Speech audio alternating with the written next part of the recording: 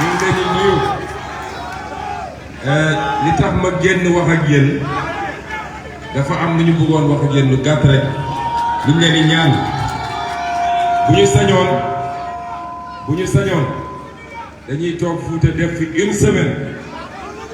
ak waa Fouta ndax fii Fouta suñu kër la fii suñu dëkk la bu ñu sañoon dañuy toog def une semaine ak yéen daal di wër Fouta yépp nag dem côté bii ci Lodj Agnam ba fu mu soree dugg biir Matam waaye nag da ngeen xam ni campagne électorale la ñu nekk tey une semaine moo des ci campagne bi une semaine demaguñu au centre du pays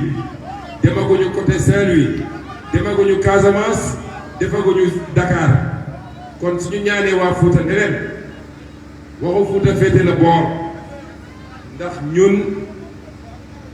kenn mënuñoo tere dugg suñu biir kër te dugg nañ ci kër gi ngeen dalal ñu fi dalal boo xam ne macha allah xëyaat fajar ñëw toog fii kon ñun amuñu seen fay yéen waa Sida kon liñ leen di ñaan rek mooy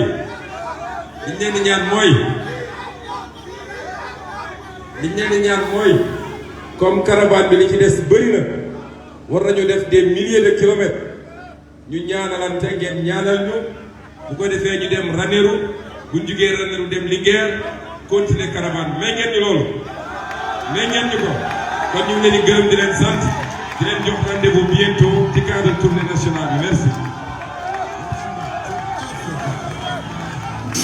This music come from the Senegal area. It's the sound, it's the music of West Africa. I listen to the rhythm.